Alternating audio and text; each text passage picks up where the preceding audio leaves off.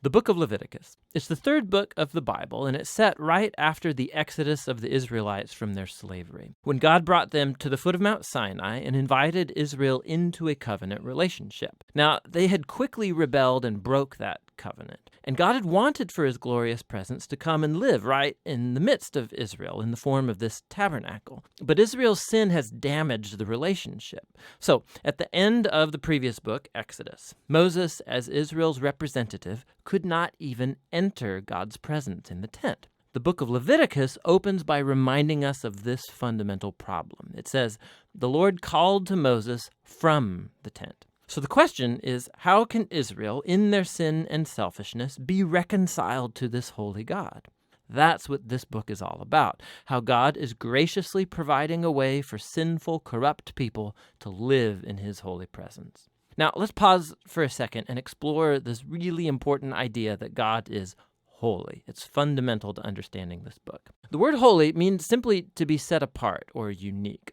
And in the Bible, God is set apart from all other things because of his unique role as the creator of all, as the author of life itself. And so if God is holy, then the space around God is also holy. It's full of his goodness and his life and purity and justice. So if Israel, who is unjust and sinful, wants to live in God's holy presence, they too need to become holy. Their sin has to be dealt with. Thus, the book of Leviticus.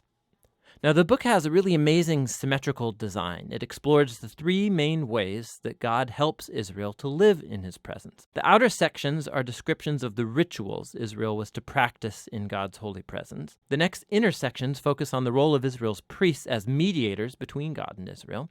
And inside of that are two matching sections that focus on Israel's purity. And then right here at the center of the book, there's a key ritual, the Day of Atonement, that brings the whole book together. The book concludes with a short section where Moses calls on Israel to be faithful to this covenant. Let's dive into the book. The first section explores the 5 main types of ritual sacrifices that Israel was to perform. 2 of these were ways that an Israelite could say thank you to God by offering back to God these symbolic tokens of what God has first given them. 3 other sacrifices were different ways of saying sorry to God. So here an Israelite would offer up the lifeblood of an animal while confessing that their sin has created more evil and death in God's good world. But instead of destroying this person, God, of course, wants to forgive them. And so this animal symbolically dies in their place and atones, which means it covers for their sin. And so through these rituals, the Israelites were constantly being reminded of God's grace, but also of his justice and of the seriousness of their evil and its consequences. The second set of rituals lays out the 7 annual feasts of Israel.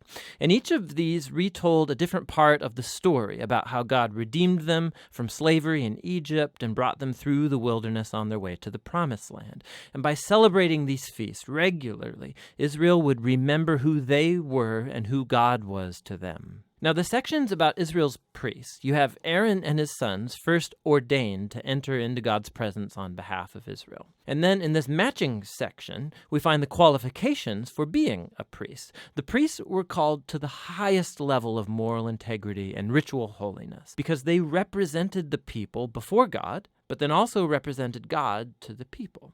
Now, we find out why the priest's holiness matters so much back here in this first section. Right after the family of Aaron was ordained, 2 of his sons waltz right into God's presence and flagrantly violate the rules. And so they are consumed by God's holiness on the spot.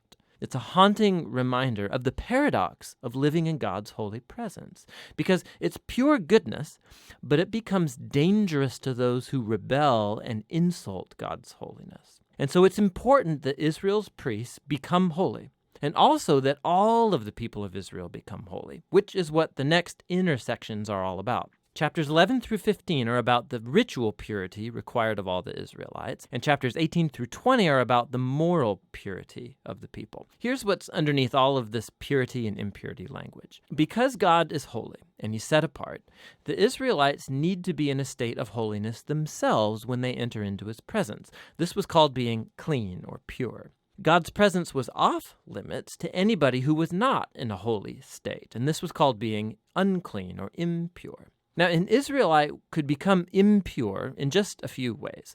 by contact with reproductive body fluids, by having a skin disease, by touching mold or fungus, or by touching a dead body. Now, for the Israelites, all of these were associated with mortality, with the loss of life, which gets us to the core symbol of all these ideas. You become impure when you're contaminated by touching death, so to speak. And death is the opposite of God's holiness because God's essence is life. Now, this is really key. Simply being impure was not sinful or wrong. Touching these kinds of things was a normal part of everyday life. And impurity was a temporary state. It just lasted a week or two, and then it's over.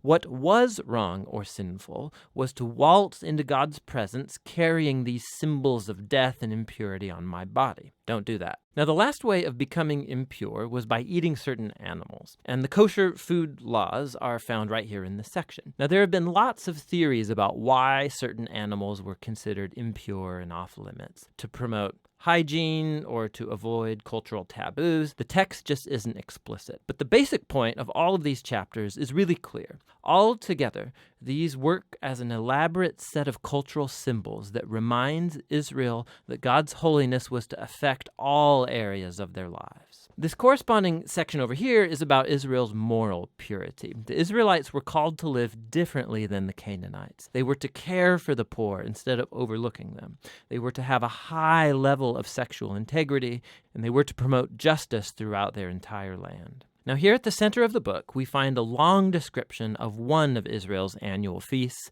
the Day of Atonement. Odds are that not every Israelite's sin and rebellion would be covered through the individual sacrifices. And so once a year, the high priest would take 2 goats. One of these would become a purification offering and atone for the sins of the people. And the other was called the scapegoat. The priest would confess the sins of Israel and symbolically place them on this goat, and then it would be cast out into the wilderness.